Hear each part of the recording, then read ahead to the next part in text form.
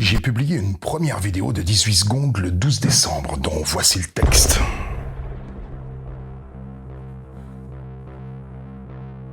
Elle a provoqué une rafale de commentaires car beaucoup me reprochaient mon parti pris. Personne ne s'attendait à ce que le lendemain, je publie une deuxième vidéo dans laquelle je disais exactement l'inverse.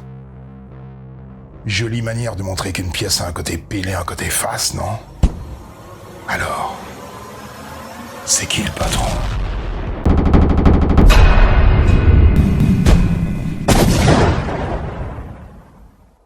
Je pourrais m'arrêter là, sur ce qui semble être un joli coup de com'. Mais en fait, j'ai exploité le sophisme du tireur d'élite texan. Quelqu'un tire sur une palissade et va ensuite dessiner une cible autour du trou de balle pour pouvoir se vanter d'avoir visé en plein dans le mille.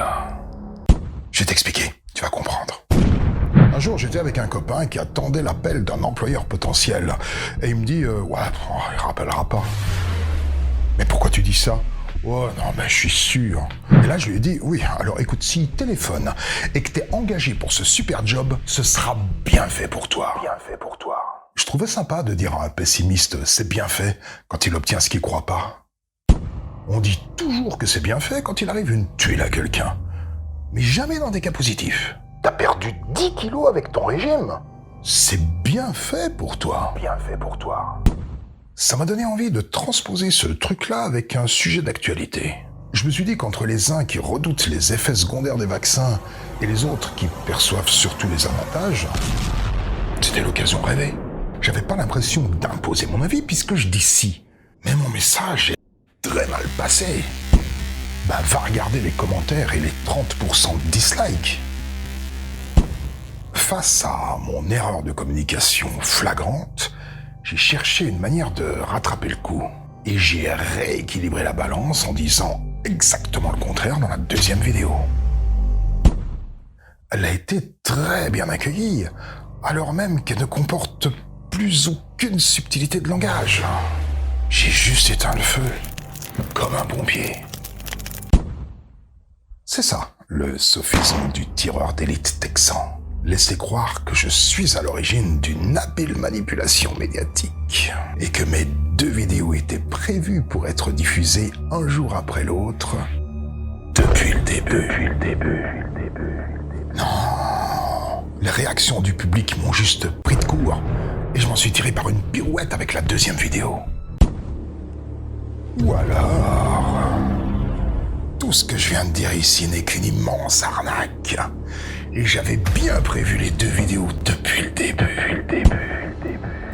Je te connais pas, mais peut-être que tu es un mouton naïf et influençable.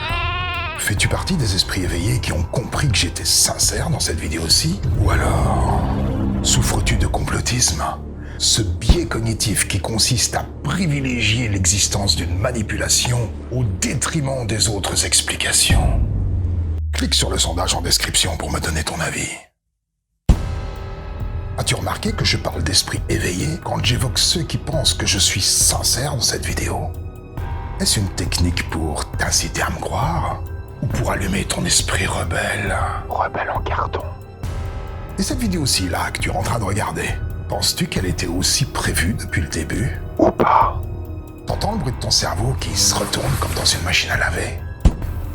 C'est le grésillement de ton esprit qui s'affine et s'élargit tout à la fois.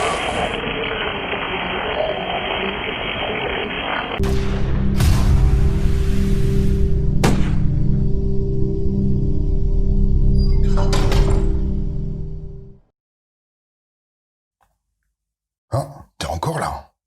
T'as raison. Parce que c'est parfois au bout des choses que l'essentiel se dissimule. Mais pas ici.